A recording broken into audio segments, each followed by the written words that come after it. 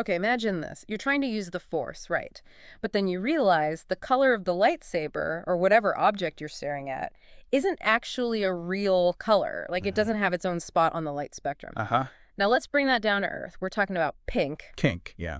Scientifically, pink is basically, well, it's kind of a visual invention, a total fabrication of our That's brains. really is. It's like a phantom color almost. Yeah. And its story, its history, just as tricky, just as illusory. Okay, let's definitely unpack this. We've got a fantastic set of sources here, including this great literature survey called The Color Pink: What Makes Pink and Why Girls Tend to Love Pink. Mm-hmm.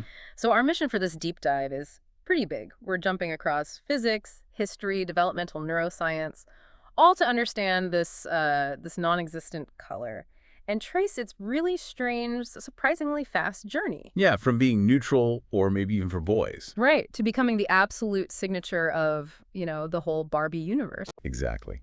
And the central mystery we're tackling today is, well, it's a big one. When we think about pink, is that strong preference, that sometimes really rigid idea, is it nature? Is it biology? Or is it totally dictated by nurture, by culture, and, let's be honest, by companies like Mattel? You might be surprised where the evidence points. I am absolutely ready to have my assumptions totally dismantled. Let's dive into the science first, because that's where it gets really weird, right? It does. You said pink is kind of a lie. What does that actually mean when we talk about light waves? Okay, so pink is what scientists call a non-spectral color. And that's really the key thing about it. Non-spectral, meaning? Meaning, think about the rainbow. Red, orange, yellow, green, blue. Each one matches up with a specific wavelength of light, a Ah, single frequency. got it. You won't find pink in that natural spectrum. It's just not there. Whoa. Okay, so how are we seeing it everywhere then? If there's no pink wavelength coming off that t-shirt or that flamingo, Yeah. what is our brain actually doing? It's building it. It's a perceptual construction job happening entirely inside our visual system.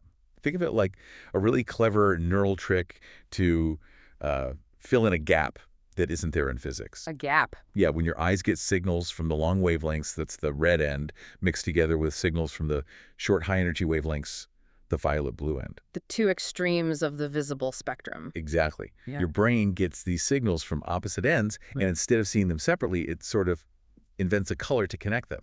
And that invented connection, that's pink. So our brain just decides, nope, can't have this gap between red and violet. I'm going to paint something in between and let's call it pink.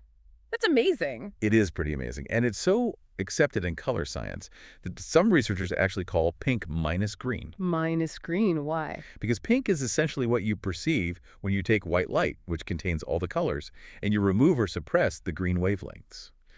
Pink and green are opposites on the color wheel. Huh, pink. The anti-Hulk of the color world. I like it. Okay, so it might be an invention, a construct.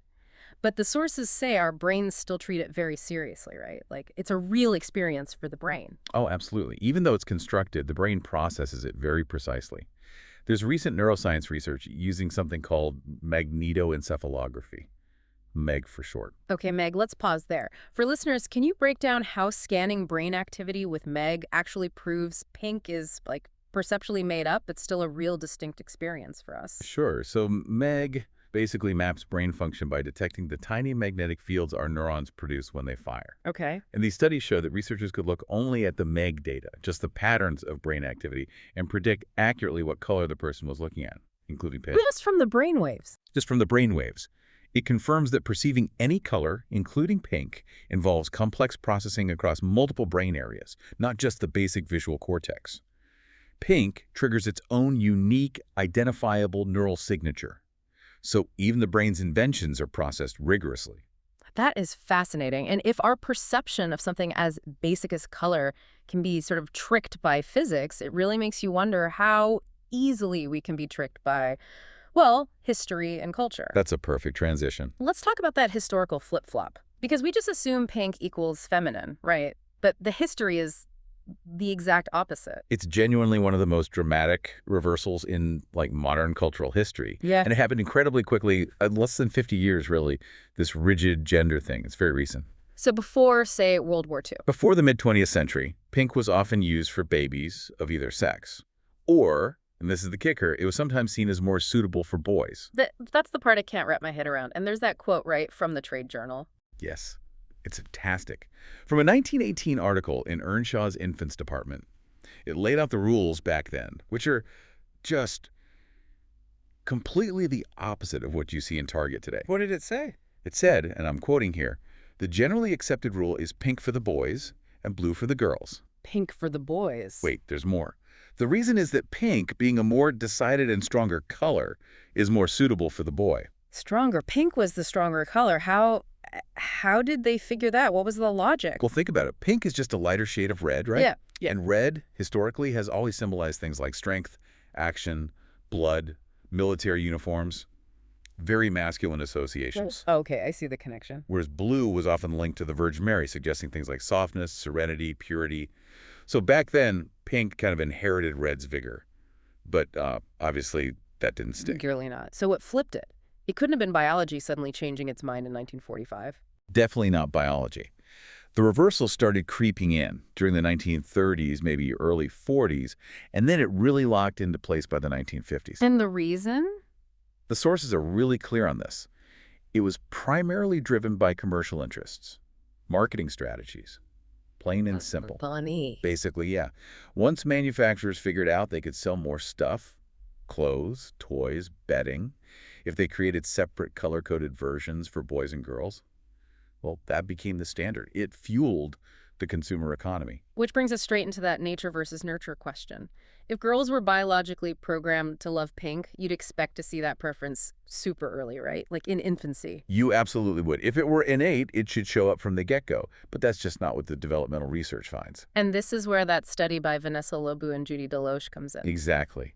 Their work is really key here. They tracked almost 200 kids over several years, starting when they were just 7 months old, going up to age 5. They were meticulously looking for when that pink preference actually appeared. Okay, tiny human subjects. What did they find? When does the pink switch flip? The results were striking. Up until about age 2, there was no statistically significant preference for pink among either boys or girls. They were equal opportunity color observers. Truly neutral. Wow. But then, right around age 2, things started to change. Girls began showing a preference for pink, and boys started actively avoiding it. Avoiding it. Interesting. Yeah, and this pattern got strongest around ages 3 to 4. Okay, so the preference doesn't show up at birth. It kicks in right around the time toddlers are starting to figure out the whole social world. Precisely. The timing is critical.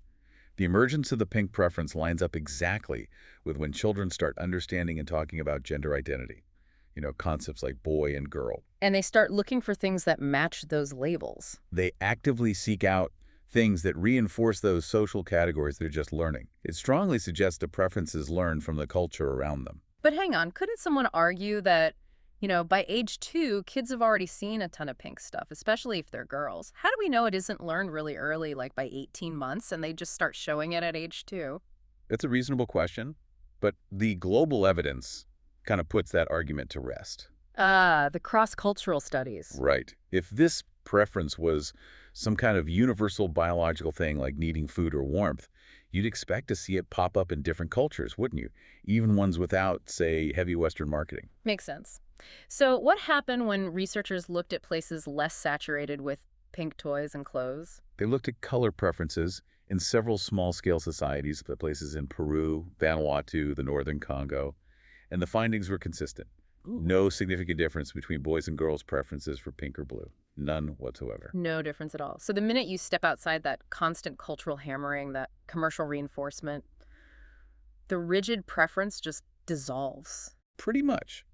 The researchers who did those studies concluded quite directly that culture, not inherent biological dispositions, influences the gender difference in children's preference for pink. That feels pretty definitive. And it also kind of blows up those older evolutionary psychology theories, doesn't it? The ones that try to explain this biologically. It really does. It challenges them directly. I'm thinking about that hunter-gatherer hypothesis. The idea that, women evolved a better sense for red and pink to spot ripe fruit and berries more easily. Sounds plausible on the surface, right? It sounds plausible, but it doesn't really hold up when you test it. How so? Well, first, if it was a crucial foraging adaptation, you might expect to see similar sex differences in our primate cousins, right? Yeah, you'd think. But studies looking at adult gorillas and chimpanzees found no difference between males and females in their preferences for red, blue, or green things. The theory just doesn't track across species like that. Okay, so the primate evidence isn't there. What about other evolutionary ideas, like linking red or pink preference to finding healthy mates? That one doesn't hold up well either. Some studies tried to test those theories by looking at color preferences in, for instance, homosexual men, and the predictions didn't pan out. The scientific evidence just keeps pointing away from innate biology and strongly towards social learning. Okay, so let's recap. The brain literally makes up the color pink. History completely flipped its gender meaning. Developmental psych shows kids learn the preference after age 2. And global studies confirm it's not innate. That seems to leave one really big factor driving this whole phenomenon. The commercial amplifier. You can't overestimate the power of branding and marketing in cementing these ideas. And we have to talk about the pink elephant in the room, or maybe the pink Corvette. We have to talk about Barbie. Mattel's strategy was, frankly, brilliant from a marketing perspective. Right. Barbie wasn't always drenched in pink initially, was she? No, but Mattel eventually embraced pink as the signature color, especially when marketing to younger girls. And think about the timing it hit right in that developmental window, around age 2, 3, 4, when girls are starting to actively choose gender-type toys. They even trademarked their own shade, didn't they? They did. Pantone, Barbie pink. They literally own a piece of the color in the cultural psyche. It created this incredibly powerful feedback loop. You see pink, you think girl toys, you buy pink, companies make more pink. And this commercial push has real-world economic consequences, like the pink tax. Can you explain what that is? Yeah, the pink tax is basically charging more for products marketed specifically to women or girls, even when they're functionally identical to the male version. Like razors or shampoo. Exactly. Or kid scooters, bikes. Often the pink one just costs more. It's literally putting a price premium on a color stereotype. It's become such a recognized issue that some U.S. states have actually passed laws trying to ban this kind of gender-based price discrimination based on color. It's not just about money, though. The research also shows how this intense color coding actually shapes how kids understand gender roles, right? Color becomes a shortcut. It absolutely does. It becomes a proxy for sex, for gender, in their decision-making. There were studies where kids were shown gender-neutral things like toy animals, right? And the kids would label them for boys or for girls based only on the color, if it was pink or purple, automatically for girls. Color is teaching them how to sort the world long before they understand complex ideas about what boys or girls can actually do. Wow. Okay, before we wrap up, we need to touch on something important. Because there are actual physiological differences between genders in how we see color, right? And that sometimes gets confused with preference. That is a really crucial distinction to make, yes.